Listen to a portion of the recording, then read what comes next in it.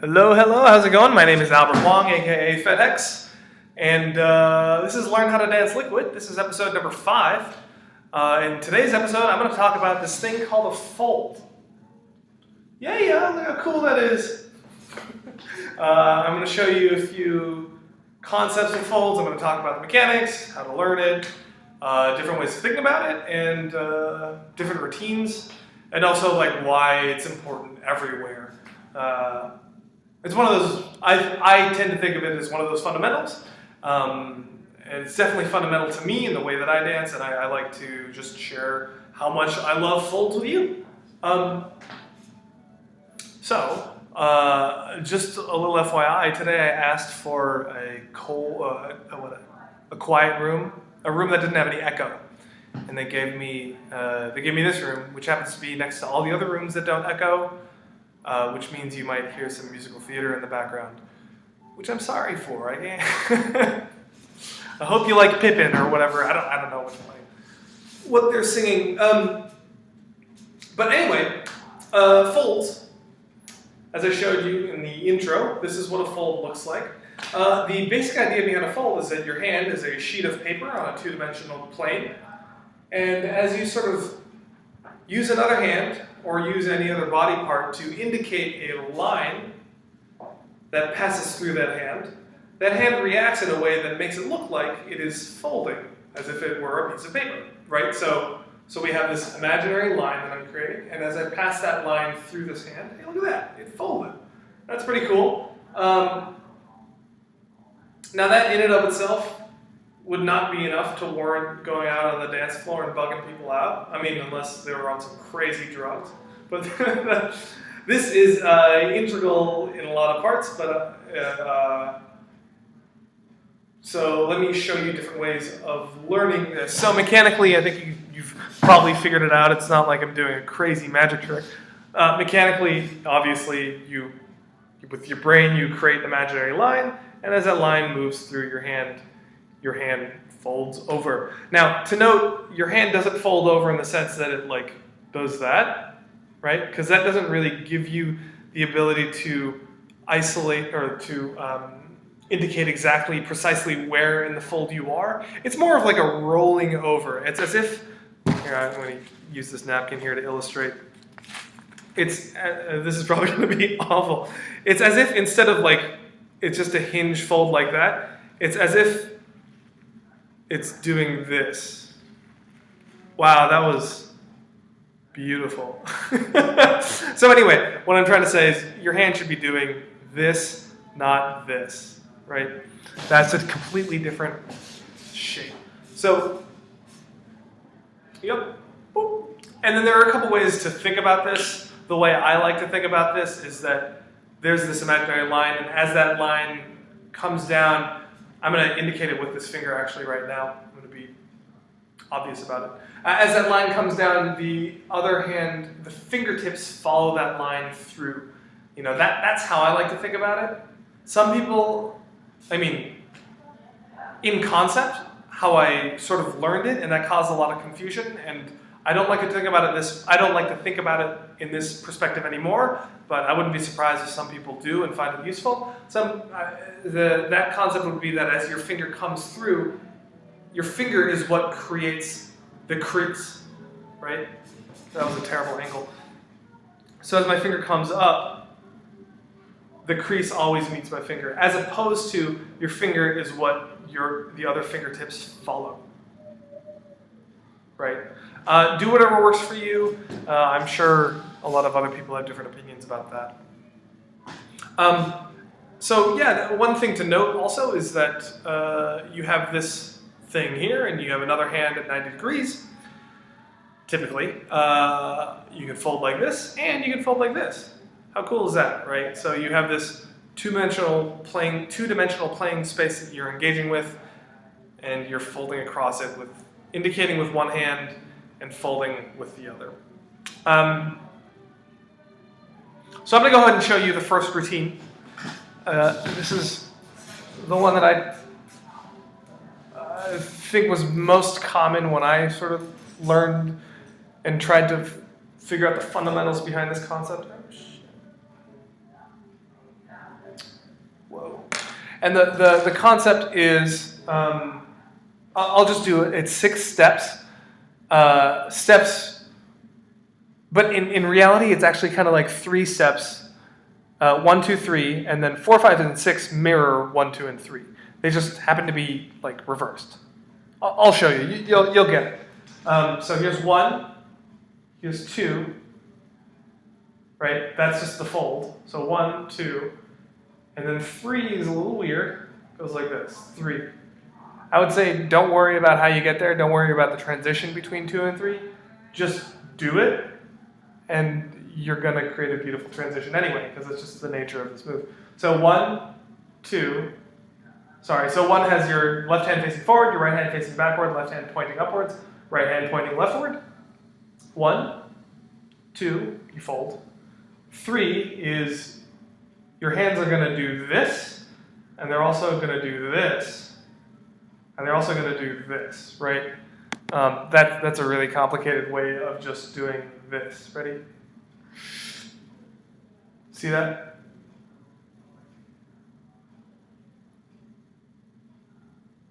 So let's start from 1 again. 1, 2, 3, and then 4 looks exactly like 1.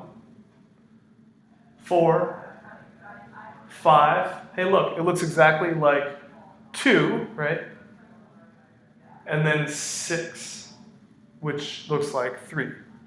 But you don't need to twist your hands like that. So back to, and then at 6, you're back to 1. So 1, 2, 3, 4, 5, 6. 1, 2, 3, 4, 5, 6. And if you need to review that in the tape over and over again, I would definitely suggest that you take a look at that. And when you memorize that, come back here. But I will assume that you've memorized that and it works. What you're doing is you're doing a bunch of cool things. You're folding. You're finding transitions between different folding positions, which is this thing, which sort of might look a little complicated in the beginning, but it sort of feels organic to me, and I would assume that it feels organic to you. And then you're also experimenting with folding in this direction, and folding in this direction, and folding in this direction, right? So you have a lot of really juicy fundamentals that you can milk out of that one particular exercise. Now, a little pro tip, if you want to investigate this further, this thing, definitely related to that figure 8 I was talking about in the last episode, or the episode before that. Yeah, that figure 8 is sort of everywhere. It's also very closely related to this stuff, folds in general, and this kind of movement. And I will show you exactly how right now. So fold, right? Typically it's taught in the sense that you have this beam that, or right now I'm teaching in the sense that there's this beam of energy that sort of comes down, right? But another way to think about it, obviously, is that this beam of energy is static, and as your hand moves towards it, it has to react to that beam of energy. Now, once again, like before, you can either have your fingertips get stuck on that beam of energy as if it were like this, following it, or you can have that beam of energy defining the fold space in your fingertips, right? Does that make sense? There's the difference between this, or shit, here, like this, right, where your fingertips get stuck on that beam of energy, or this, where your fingertips sort of bounce back after they hit the beam of energy. They hit the beam of energy, and the beam of energy is the end point of, like, your hand cannot go above that beam. I mean, you know, whatever tickles your fancy, I suppose. But another thing to note is that when you do this, right, often it's taught with your hand, or I am teaching it currently, where my hand is defining the shape, is defining this line, but you could also definitely create folds with whatever thing you want to, right? And they don't need to be perpendicular like this. They can be parallel if you want. Look at that, right? So it's as if these fingertips are creating a line this way, and it's creating a fold shape here. Now, if you put your hands together and do that, as if these fingertips are this line that demand a fold occur, does this look familiar? And then I'm going to pass off that focal line from this hand to this hand. So here we go. Look at that, right?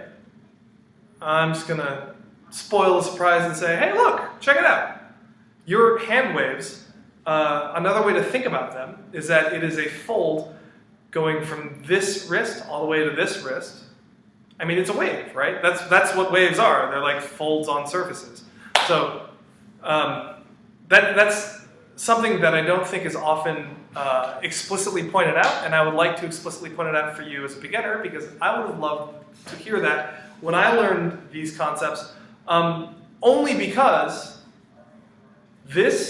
when you do this hand wave, it is often easy to just think, wow, I'm just sort of stuck in hand wave land forever until I just stop doing this, and then I just like start working on tuts or whatever, right? But what's nice about this is that you can say, oh, look, now that I have a fold, I have a really easy way to transition into whatever other things. Like, because this already is in that fold framework in my mind, that means I got a lot of transition space where now I can start working with other foldy things, right? Additionally, rails, right? When I discussed Rails in video 2, I think, I said your hands are like ribbons, right? From here to here. And this ribbon goes across surfaces. And actually, that's a lot like a fold. I mean, it's pretty clear that that's sort of a folding behavior. And that's another way to think about Rails, is not so much to think about them as a ribbon going over architecture that your brain has already mapped out ahead of time. Sometimes that's a very convincing illusion, and it's very helpful for you to be like, all right, here's like a staircase that I'm going to work with, and then at the end of the staircase, it's like this loop-de thing that like does whatever else. But another way to think about it is, I have this ribbon that's sort of flying through space. It has a particular momentum, and it's only going to change its direction when it hits a new axis of energy that it will fold around, right? So a lot of the free-flowing Railsy stuff that you see, I would imagine that the creator of those Rails are just thinking, here's like this thing that I'm like, I'm not actually intending that there's architecture ahead of time. I'm just saying, here's like an impulse of energy that flies around, and as it hits different positions in space, I'm just going to say, all right, that's enough of you, like, let's stop moving in that direction, and let's spin around, and let's do that fold, right? So yeah, that's a way to think about folds in a way that helps out with Rails. And then, let's see what else I want to talk about. With folds, you can also do a lot of weird traveling. Oh, I want to talk about this thing.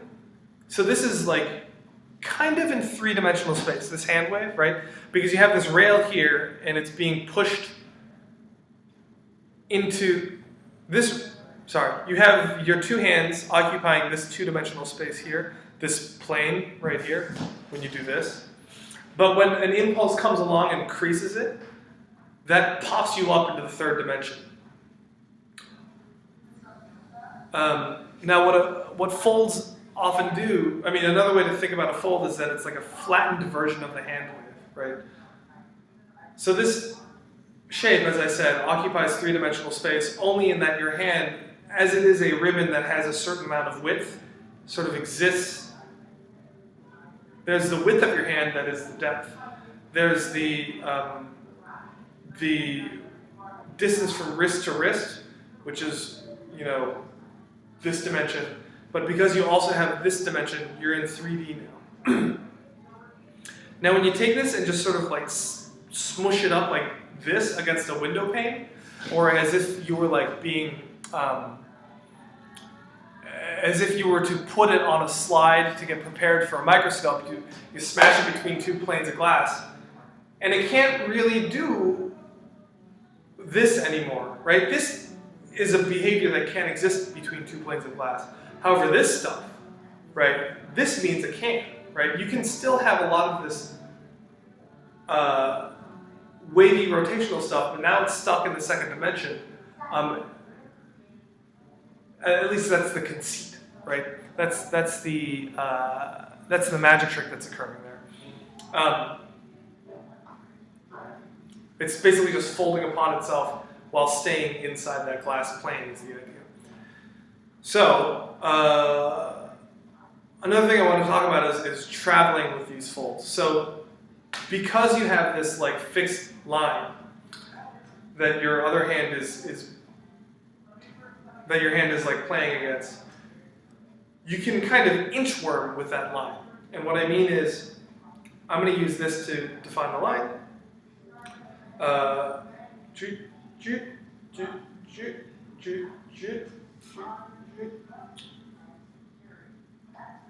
So that's what I mean by inchworming, is that you can push with the fold and unfold yourself, and then push with the fold again and unfold yourself.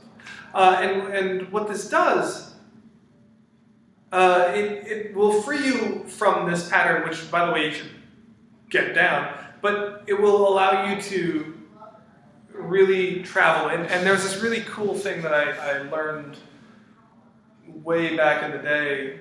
I saw some dude do this, and it blew my mind, which was like, I don't know how long I can stay in the picture frame here, but do you see what's going on here? I'm maintaining the fold relationship here, but look at how far I can travel and how quickly you can do it.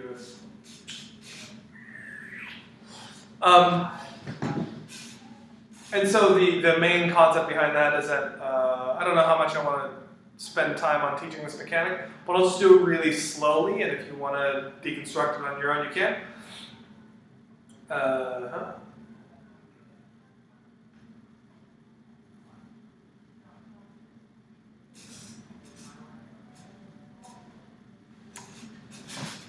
But you can see how I can move kind of anywhere I want to, if I want to go in those directions. And also, folding doesn't, obviously, as I said before, it doesn't have to be the 90-degree angle thing, and it also doesn't have to be in opposition, although there's a lot of utility. The reason a lot of this opposition, like palms in opposition, occurs is because I think it has to do with this thing, this wave thing, and it also has to do with being able to have like opposing energies so that you can do a lot of cool movement stuff, transitional stuff. I'm not exactly sure. It seems like there's a higher logic. That, in any case, whatever. I don't know why I'm spending so much time on that. But you can obviously have your hands pointing in the same direction. And it is useful to sort of spin your hands around and approach the fold logic with different orientations of hands and like rotation and stuff like this, right?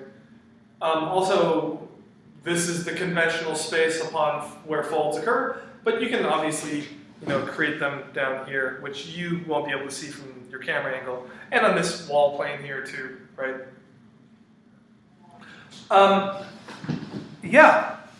So this traveling thing, it just means you can go sort of really quickly, really far when you want to. And also, I don't know exactly what the differences between folds and rolls are in some instances. I guess it's like, there's that. But if if I articulate each finger individually, but keep the same intent and same emotion, or keep the same intent and same like behavioral response or whatever, I don't know. So the same energy. There's this one, and then there's this one, right?